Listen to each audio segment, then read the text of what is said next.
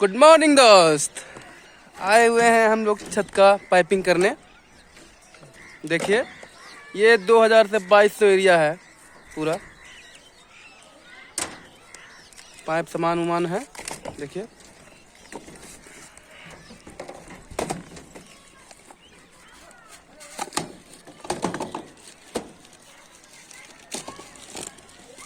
इसको पूरा कंप्लीट करना है। और इसका नीचे वाला छत भी हम ही किए थे, जो अभी उसका वायरिंग नहीं हुआ है, एक साथ में होगा। देख सकते हैं, दिखा देते हैं।